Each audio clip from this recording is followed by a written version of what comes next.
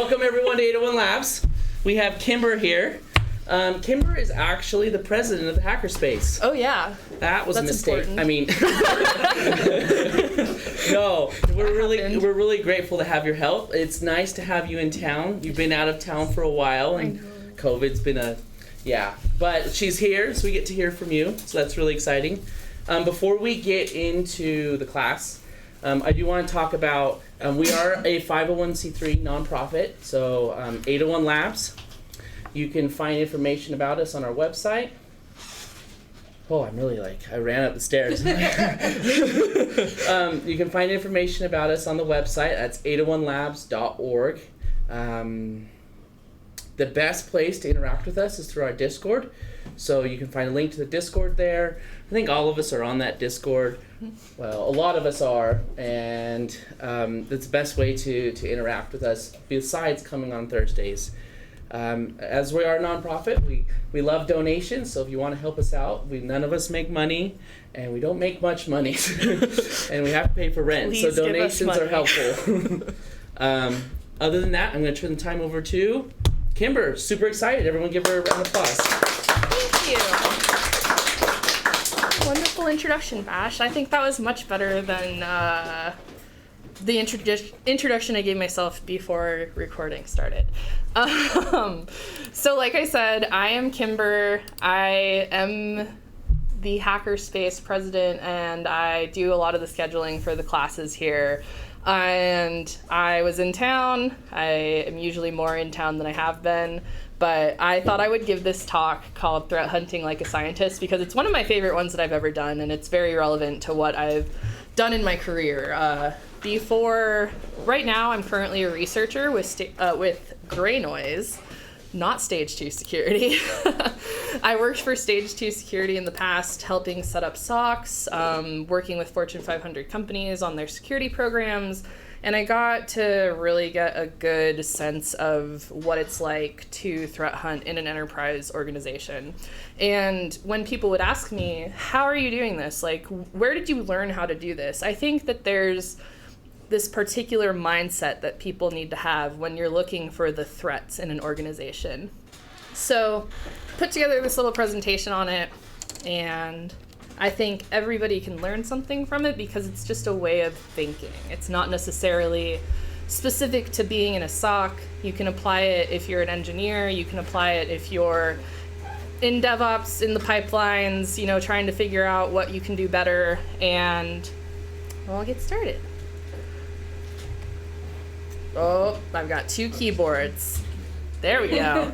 All right, so just a little bit of level setting. What is threat hunting? And I grabbed this very professional sounding explanation. To threat hunt means to proactively search for malware or attackers that are lurking in your network and may have been there for some time.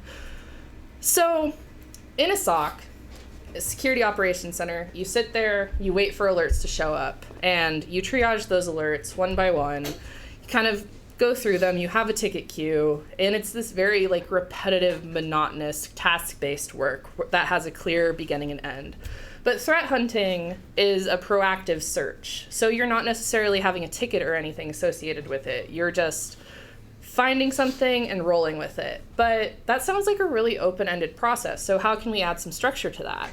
And you start doing a little bit more digging on threat hunting, and you get a lot of fluff. You get, why do you need to master this? This is an incredibly important thing for your career. You need to be a master of threat hunting if you want to be really good at security, because the average dwell time of advanced persistent threats, so those are your nation state actors and things like that, they can be in your network for up to 191 days before they're found.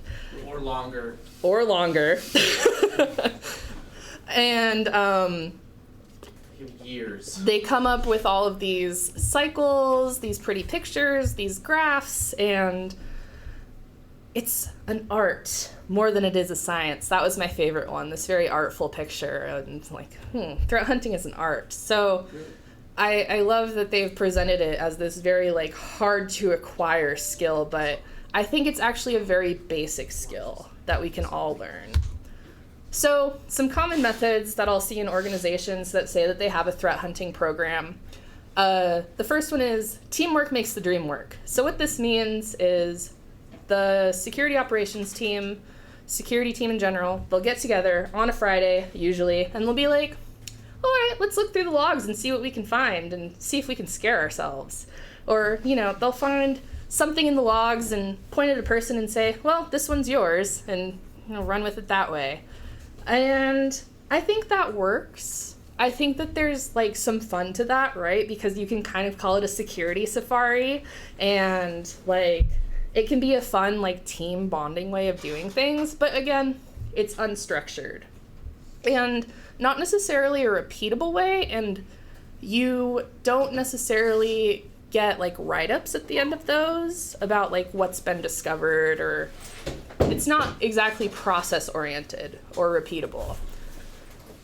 The next method is the dig up some indicators of compromise, some IOCs. So what this looks like is, my favorite way that this looks actually is usually somebody high up in power, your CISO reads something on bleeping computer, and there's some IOCs linked somewhere in that article, and he emails it to your manager and says, hey, do we have these in our network? And that's considered the threat hunting program, is somebody in power sees some IOCs in a thing and they send it down the way, and we're hunting for those threats in our network. But very rarely are those actually going to come across in your network. And if they do, you're so screwed. You're so screwed, because by the time something hits an article, who knows how long it's been in your network, and if the FBI hasn't contacted you about it, they are going to soon, because you're probably part of a pretty big botnet or something on that level, or you're about to get ransomwared. If you find IOCs that are in some article in your network, big yikes. But it is a good exercise in knowing, what articles to look at, what sources to look at, and some processes to file. And my favorite, go ahead. I was gonna say, sometimes it's legit though. True. There's some things they'll pop up in an article, and it's hey, you need to update, this stuff is vulnerable, POC isn't public yet. Sorry, proof of concept isn't public yet. Yeah. And so you'll have some of those, and so it can be useful, but only for a very short, week or less period of time. Right. And it's only on certain ones. But I don't know. I've seen some very good use doing it that way. Sometimes. Yeah, that's what I'm thinking with the you need to figure out what your most useful sources are in that. And for me, one of my most useful sources in that is definitely Twitter. I mean, if you are not on InfoSec Twitter, it's one of the most helpful resources to finding that stuff that you need to prioritize. And so, next method on the list, what looks weird today? This is an excellent way of figuring out what looks weird today. Do you have a graph that sometimes looks weird today? That's a good starting point for a threat hunting program. Usually these are based upon hit counts. So how many public IPs do you have hitting your network, or a resource on your network? How many, what are your common ports hit? And uncommon ports hit. Exactly. What ones are uncommon? So that's so all three of these things are what I would consider an immature threat hunting program. And I think that they're better than nothing. And if this is what you have, I think that there's still excellent value in any of these things. But we can up-level it. Other keyboard. Thank you. So the way that I up-level this is using the scientific method. And when we were all in elementary school, we should have been introduced to this concept. So it should look vaguely familiar. And these are the steps, and we are going to walk through them. So the first step is to make an observation. Do it, Bash.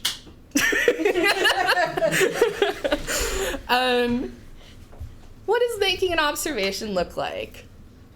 To make an observation, you have to know what your normals look like. You need to know what your baselines, your statistics, what do you want it to look like? Do you know what the average browsing traffic of your users is? Do you know that Linda goes to Netflix every day during her lunch break? Like, do you know the habits of your users? Because if you determine how the traffic over SSH looks from a day-to-day basis, that's the only way that you're going to be able to determine that something's different, right? And I know that probably seems obvious when I say it, but sometimes you just need to hear someone say it.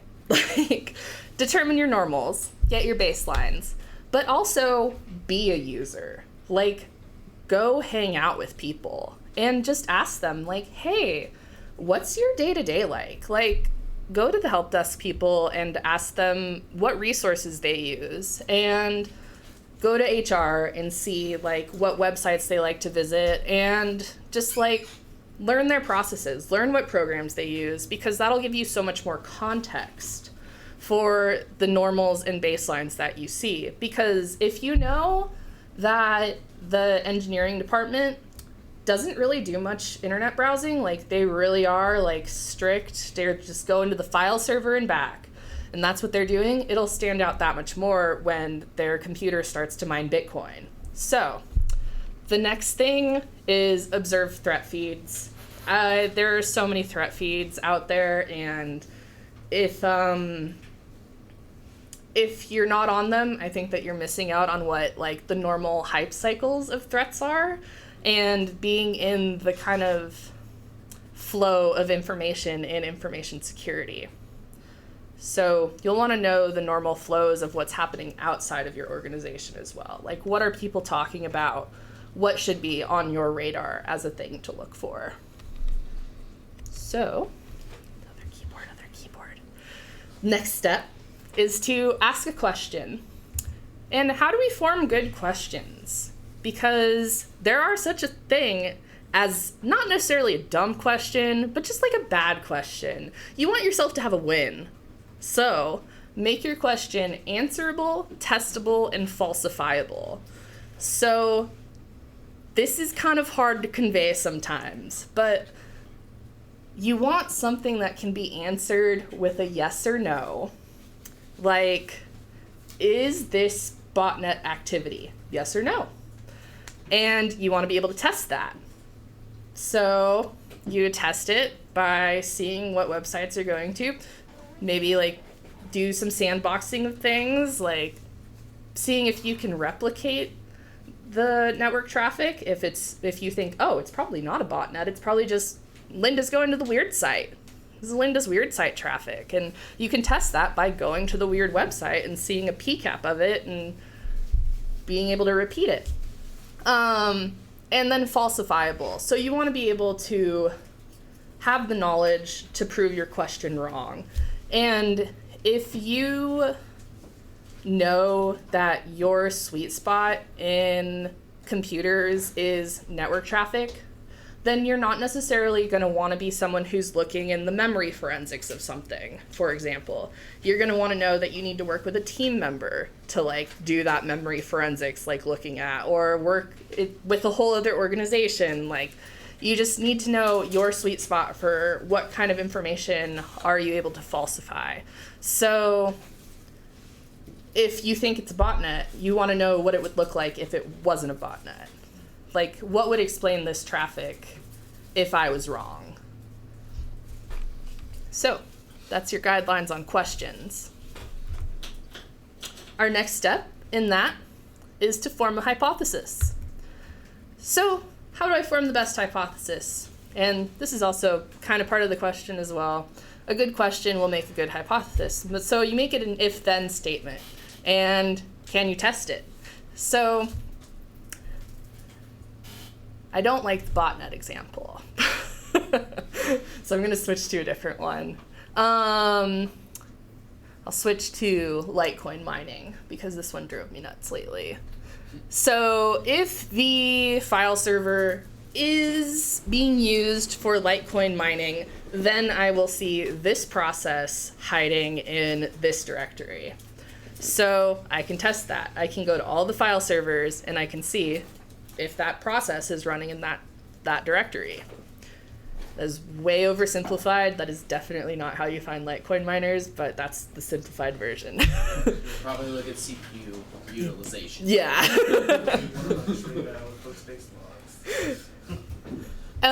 The way that I have found that I think is a really helpful way to add even more structure to the hypothesis forming format is to look at the MITRE ATT&CK framework.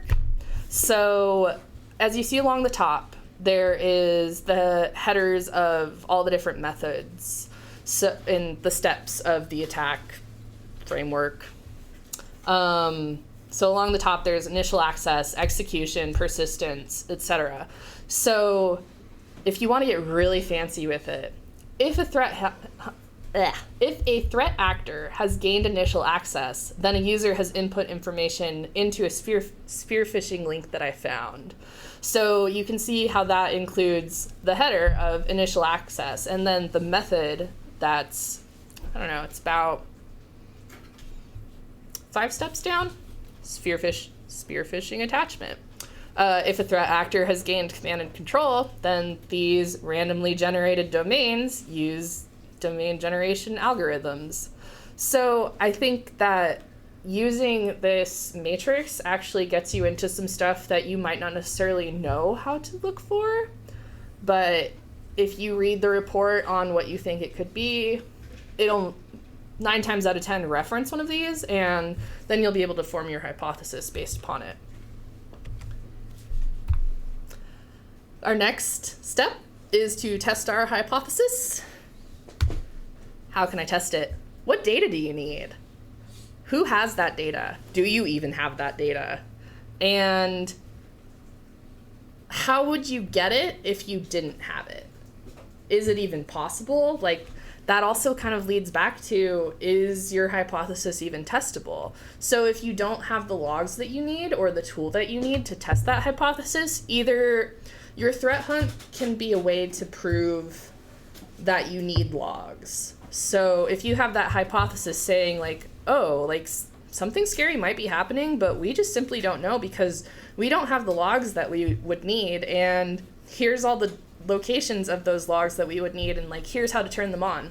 Then you have that documented, your ass is covered, which is great, and potentially that documentation can make it to somebody important enough to make that logging turn on or acquire resources for you to get that information. This does, of course, have the unfortunate side effect of turning into more work for you potentially, but it's better to have that stuff than to not have that stuff, especially if something bad actually does happen. It's also good for documenting your hunts that you do. Yep, exactly. You should always be documenting every step of this because I said so, honestly. But because you can quantify your work and you can say, hey, like, this is the research that we've put into this. Here's the write-up on it. Here's the people that this needs to go to. I'm going to interject. Oh, yeah, you're fine. At my company, I'm not a part of the threat hunting team, but I interact with our threat hunting team quite regularly. And it's always hard to know how much work they're doing, even though I work really closely with them, because 99.9% of the time they're not producing anything that's finding something bad. It's a lot of, oh, I did all this work and nothing came out of it. So they have started giving us reports of every hunt that they do with this type of, and it's so very useful because as other teams, we're able to look at these reports and say, oh, they did this really useful, they looked at it this way, they've used this data source that I've never used before, and it helped improve the rest of the organization. So I think that this is almost the most valuable part of threat hunting. Yeah, exactly, because it gives you a little bit of insight onto what they're doing and like how they're looking for it and where they're looking for it. Yeah.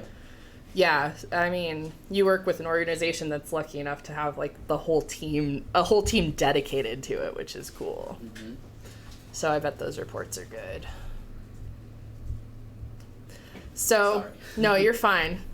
I'm just thinking. I also believe that this is an iterative process. So from your testing, you will know how to revise your hypothesis when it fails. So if you go down a path, you reach all the branches of that path, and you ultimately like come up inconclusive, you know exactly how to revise your hypothesis. So you might not necessarily think anymore that it was a spearphishing link. You might just think that it was they did a really silly Google search and clicked on a bad result and got something strange on there. Downloaded the wrong WinRAR. Yeah, like I really thought I did need to download more RAM, and the help desk wasn't getting to me fast enough. So the next step, iterate to make new hypothesis or predictions. It is totally a thing. They do it all the time. They do it far more often than one would think. On servers, on desktops, on Macs. Look, downloadmoreram.com is one of my favorite websites on the internet. It's awesome. Chad, I dare you to download more RAM right now. It's harmless, but it's awesome. It won't even work in your So the next and final step, like I mentioned, iterate to make new hypotheses or predictions. So this is kind of your last step. This is where you can wrap it up. This is where you can say, like, I'm either continuing along the path or I'm going to save this one for later. You can make predictions on like, what do you look at next? Like, what did you ask yourself while you were testing about this problem? And did you find any open holes in the network, or did you find an infrastructure issue? Because it's not just advanced persistent threats that like are lurking in the network when we talk about threat hunting. Sometimes the threat is you. Sometimes you were the threat the whole time. And like there might be a website that's being served over HTTP and nobody knows.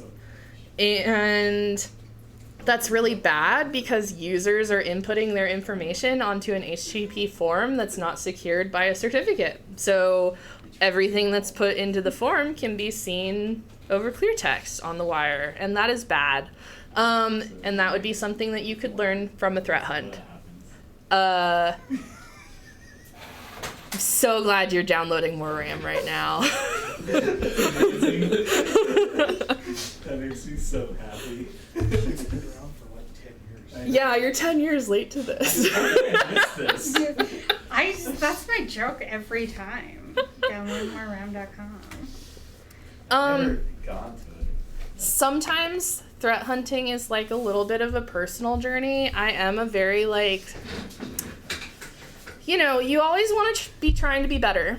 Like, don't suck. Sucking is boring. So you can kind of evaluate yourself in these threat hunting moments too. It's like, how curious of a person are you? Like, what do you get bored with? Like, what absolutely brings you to a stopping point in your work where you're just like, I have no interest in looking at this? Because I will tell you that the most neurodiverse of us will get going down those rabbit holes. And when you get going down a rabbit hole, there is no stopping you. And you want to know what triggers you into doing those, because that's where your skill sets lie.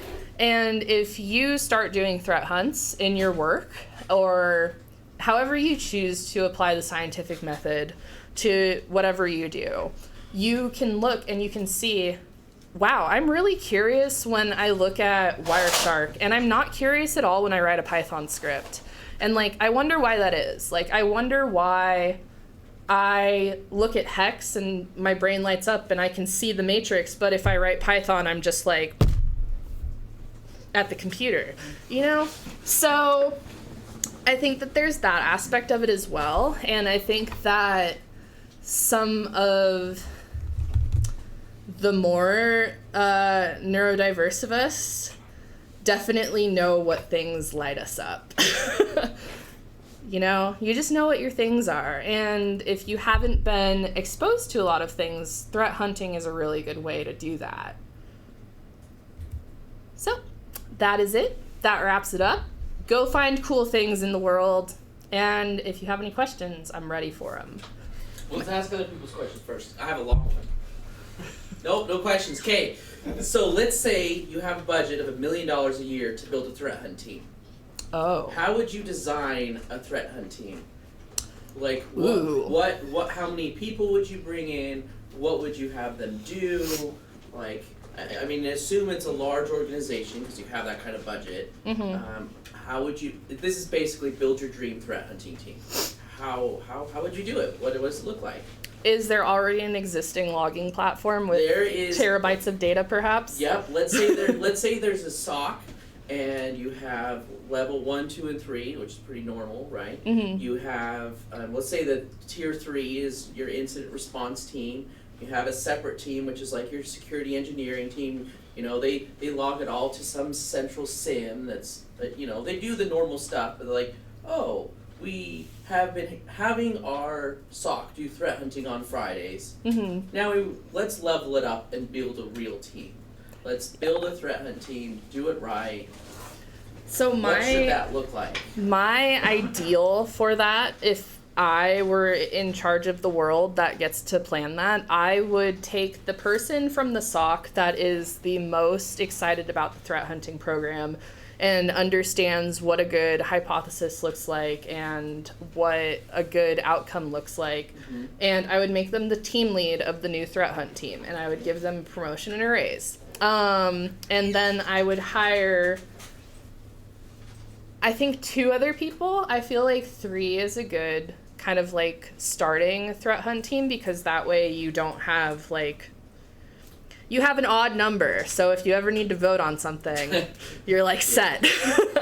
And okay, so you've got your team of 3. You've got a team of 3. You hire good people. Let's say you're paying them really well, so you've been able to get good people in. Now you've got to do. Now that you're sitting in your desk, you've got to do something. Like what do you deliver to the? So deliverables for a threat hunt team, they should be putting out reports on what they've been doing. Obviously, like they should be whatever form of publication that comes in, whether that generally gets reported to a CISO, and they want to also make a certain aspect of their work replicatable.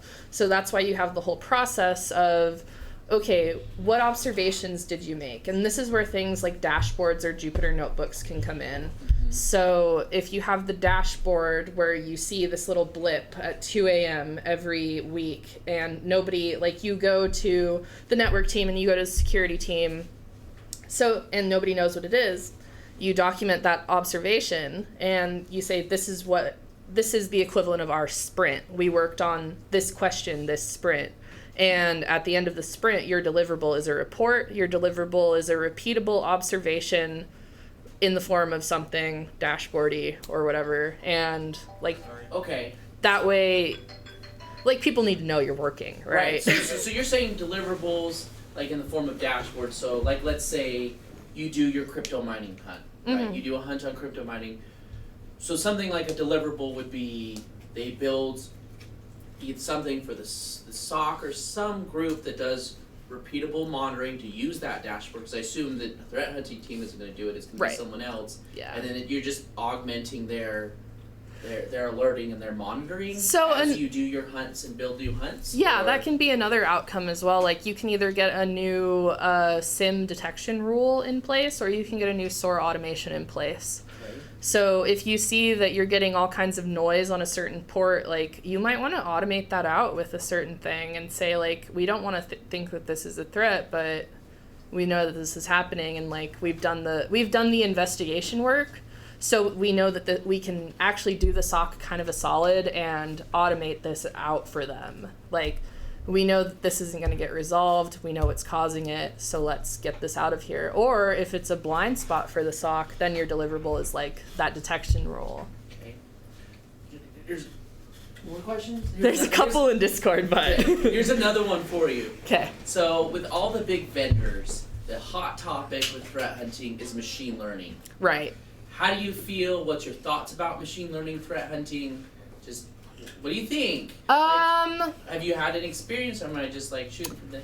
No, because definitely had experience with this, and I think that it's a very interesting concept because... you're looking for the weird. Yeah, and Machine learning's great at finding weird things. exactly. And like machine learning will definitely assist threat hunters, but like you can see it with all of the tuning that you have to do on these sims. Like you can see how noisy alerts are, and you can see like just how imperfect the systems are if people aren't babysitting them. So I think that threat hunters will eventually like they'll be machine learning babysitters. And I do know that a lot of threat hunters are adapting their work to be driven by machine learning. But you're always going to need that human element in there to determine like the final result of the machine learning. Like no matter what you feed Watson, like you're going to need to check Watson's answers and like see what the outcome is. But I think machine learning is like such a good tool for threat hunting. So do you think if I wanted to be a threat hunter, taking a couple courses in machine learning would be better than like saying the OSCP? I think we should all be taking courses in machine learning because everybody graduating college right now has definitely taken a course in it. Great, okay. Yeah. I haven't. You should at least know what it does. Know how to implement it in a script. Ash, isn't the OSCP the exact opposite of... Yeah. Yeah, it is. Yeah, it's a red team tool. It is. Sorry. Yeah. Unfortunately, Potato, I am definitely not set up to do a demo. Repeat any questions for us too. Oh, okay. Potato is just asking if I could do a quick demo. But I can kind of walk through it based upon the hackerspace's... Look for a threat at the hackerspace. At the hackerspace... We have a couple running. See, that's the hard part is like, I know. Let me be super clear. They're meant to be vulnerable boxes, okay? Yeah, we have full enough machines. Exactly. So I'm like, okay, if somebody wanted to do it tonight, you know what would be a really interesting thing to do is I've observed that there are these boxes sitting in the server room that absolutely nobody will like take credit for owning. I'm making this up, Kip. You definitely take credit for this. And like, I want to know what they're doing. So my hypothesis is that those boxes are probably crypto mining. Oh, we do have crypto mining. I think there's something mining DEFCON going or something. So if I want to learn what one of the many boxes that are sitting on the network are doing, I would open up Wireshark on my machine and I would see traffic running unencrypted across port 80 to something on this network. I guarantee it if I plug in over the Ethernet. To defcoin.dca1.1. So that's how I would start here. Report pending, whoever does it. And if someone is interested in threat hunting as a career, what would you recommend they learn, and is there any way that they could practice? I think that practice on your home network.